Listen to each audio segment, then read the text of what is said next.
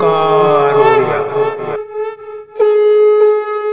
नमस्कार फ्रेंड्स, ओंकार ओडिया चैनल रे आपण मानकु स्वागत। फ्रेंड्स, आपणकर गुप्त प्रेम प्रणय संपर्क को सफल करिया पे हो किंबा अन्य कोनसी उद्देश्य को साधित करिया पे हो, जदि कोनसी नारी बा पुरुष को आपण को पाखु को डाकी करी तांको द्वारा से उद्देश्य को तत्काल साधित करिया पे चाहती, तेबे आजिर एई क्षुद्र भिडियो रे प्रदत्त मोहिनी प्रयोगटी को अनुसरण करंतु। आपण गोटे थरे ही सफल हेबे। एही चमत्कार मोहिनी प्रयोगटी आपणकर उल्लुक तंत्र डामर तंत्र मंत्र अंतर्गत, जहाँकि शक्तिशाली भाव में कार्य करिथाए। एक स्वयंसिद्ध मंत्र जहाँकि मात्र आपणकर 6 गोटी शब्द विशिष्ट एवं यह सिद्धि करिवार आवश्यक पड़े नहीं। 11 थर मात्र उच्चारित कले यही स्वतंत्र विधि मते जेकोसी नारी हो बा पुरुष आपण पाखक त्वरित बेगर आसी थाए एवं आपणकर समस्त उद्देश्य को साधित करिथाए।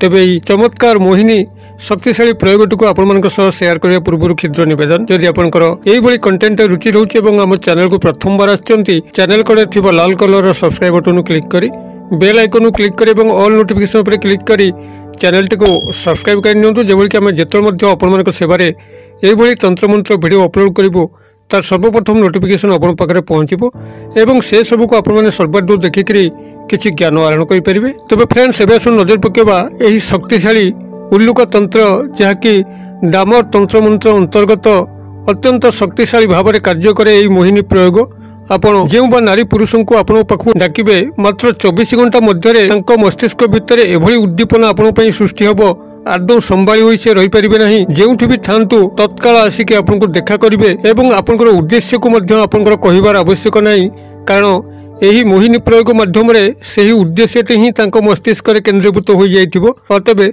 से सीधा सड़क आसिक आपनकर से उद्देश्य को परिपूर्ण करिवे। किभली आपण माने चमत्कार मोहिनी प्रयोगटी को संगठित करें पारे, ध्यान सहकार शुणु। आधे आपनकर विशेष खर्चर मध्य आवश्यक नहीं, मात्र 5 ରୁ 10 टंका मध्य आपनकर ये सामग्रिक खर्च होबो। तेबे आपण माने याकू सफल भाव में प्रयोग करिया पे हेले जो प्रथम धागाटी ही दरकार ताहा होचे आपनकर त्रिरंगा धागा।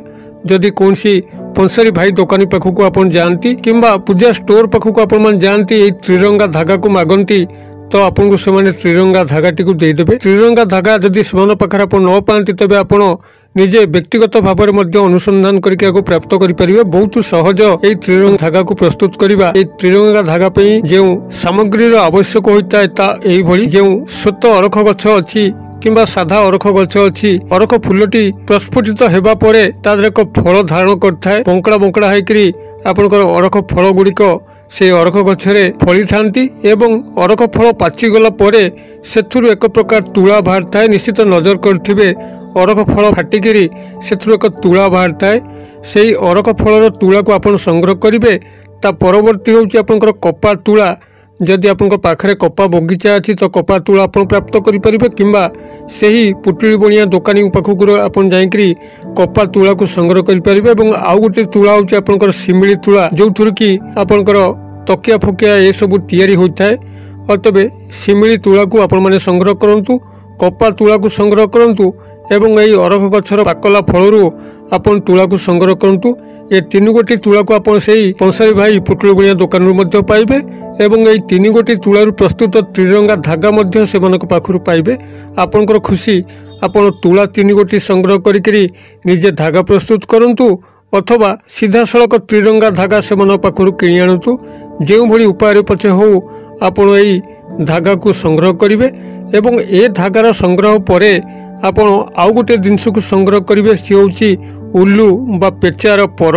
आपन जदि अनुसंधान करंती पाखापाखि कोटी उल्लू बा पेचा बसवास करचंती, तांको पाखुरु झड़ी थिबा एक पर, से पर को आपण माने संग्रह करिवे। से परर जो अंश सब अच्छी से अंश को आपण माने आस्ते आस्ते ताको छड़ेकरी ताको आपण एई त्रिरंगा धागा हो किंबा जदि आपण माने 3 गोटी तुला को नहीं धागा प्रस्तुत करथांती, सेथिरे आपण एई क्षुद्र क्षुद्र अंश को तादरे मिसेकरी समस्त को बोलिकरी एक आपण धागा प्रस्तुत करिवे। जदि त्रिरंगा धागा आनचंती तो से धागा को टिके मेला करिकरी सेथिरे आपनकर एई पेचा पर को पुरेकरी आपण पुनर्बार एक धागा प्रस्तुत करि पारंते किंबा नूतन भावे धागा प्रस्तुत करथुले ये 3 गोटी तुला सह यही पेचा पर को रखिकी एक धागा को प्रस्तुत करेंगे। यही भाव में प्रथम धागाटी को प्रस्तुत करूँ और धागाटी को प्रस्तुत कर सारापर यार परवर्ती काम हूँ जेकोसी शनिवार दिन आपण पूर्वाह्न समय स्नान शौच शुद्धपूत होकर पाखे थिबा जेकोसी पूजित ओस्त गछ पाखु जातु जहाँ पिपल गछ कहुए ताहारी पाखक जाकरी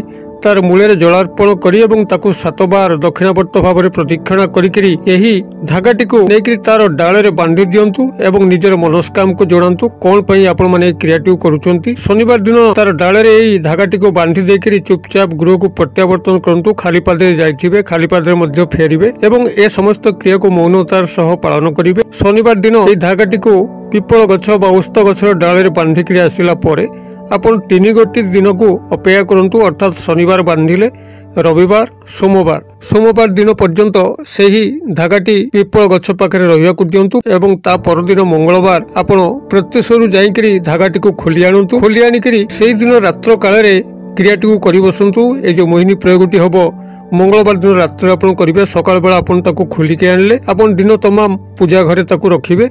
रात्र जो आप शयन करने जाऊँगी से धागाटी को आप आणवे सज्जा पर न बसिकी आपणकर खट पाखे चट्टाण में बसतु एक कला आसन पकईकि बसवे आपण मुखटी को उत्तर किंवा पूर्व दिग को रखिए शुद्धपूत स्नान शौच होकर जाइए एवं एकांत गोपनीयता भाव एवं संपृक्त व्यक्ति विशेष को ध्यानस्थ होकर आराध्य देवादेवी को मन मन स्मरण करी आपण ये धागा उपरे 11 गोटी गंठी लगेबे। प्रत्येक गंठी लगेबा समय यही जो क्षुद्र मंत्र कहूँ यही क्षुद्र मंत्र को आपण मन सेठी गोटे थर उच्चारण करेंगे। मंत्रटी आपंकर यही ओं उल्लुके सर्व आकर्षणम अमुक वश्यम मुझे कहीदे ओं उल्लुके सर्व आकर्षणम अमुक वश्यम अमुक स्थान आपण संपृक्त पुरुष बा नारी नाम ने गोटे थर मंत्र उच्चारण करेंगे गोटे थर गंठी पकेबे यही 11 बार आप मंत्र उच्चारण करेंगे 11 बार गंठी पकेबे। या गंठी पकई सारा पर यदि पुरुष ये क्रियाटी करुँचे तेबे तंकर दक्षिण पादर वृद्धांगुली उपरे धागाटी को बांधिदेवे एवं नारी होते बाम पादर वृद्धांगुली उपरे बांधिबे एवं रात्र शयन करेंगे। से संपृक्त पुरुष व नारी को मन मन स्मरण करके आपण माने सेठी शयन करेंगे। तेबे एहाकु सकाळ हेला खेणी पुनर्बार खोली देवार अछि एवं ता परदिन राति अर्थात बुधवार दिन रात्रि मध्य क्रियाटी को दोहराइबे अर्थात आपण को तो गंठी पकेबार नहीं केवल 11 बार यही मोहिनी मंत्र को स्मरण करके आपण माने सेही धागाटी को वृद्धांगुली उपरे बांधिदेवे तापर रात्र शयन करेंगे। यही भली गणी गणिकी यही क्रियाटी को 11 दिन पे बजाय रखु। 11 दिन तो बहुत दूर कथा आपण जो प्रथम रात्रि क्रियाटी को कले से रात्रि एक तीव्र उद्दीपना से पुरुष व नारी मस्तिष्क संगठित हम से जोठी मध्य थांतु जदि मंगल ग्रह से मध्य थांती तेबे से आपन को त्वरित बेगर आसी देखा करेंगे। एक एभली शक्तिशाली तंत्रोक्त मोहिनी प्रयोग यह कई संभाली पारंतु नहीं जदि सठिक भाव में यह पालन करा जाए एवं जेतबेले आपण मानकर अभीष्टटी पूर्ण होउची धागा कौनसी प्रवाहित नदी जल हो कि नाल जलधार हो सेठारे प्रवाहित करदेवे एवं से मोहिनी मंत्रटी को मन मन से भली स्मरण करुथिबे जदि से नारी बा पुरुषंकर आगु को आपनकर संपर्क रहू बोली चाहती नहीं तो यही मोहिनी मंत्रटी को आउ जपन करिवार आवश्यक नहीं। जदि आपनकर गोटे थर उद्देश्य साधित होवा पई थाए एवं ताहा संभव हो जाय थाए तेबे यही मोहिनी मंत्र को आउ पुनर्बार निज भितर स्मरण करिवार आवश्यक नहीं। आपण यही मोहिनी प्रयोगटी को यही मत करंतु एवं किभली चमत्कार घटुची मते कमेंट बॉक्स में लिखंतु।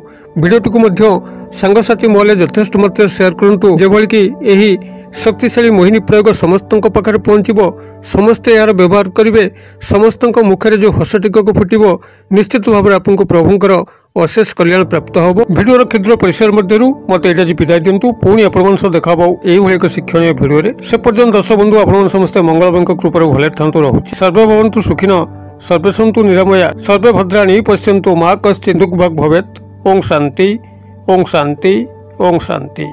नमस्कार।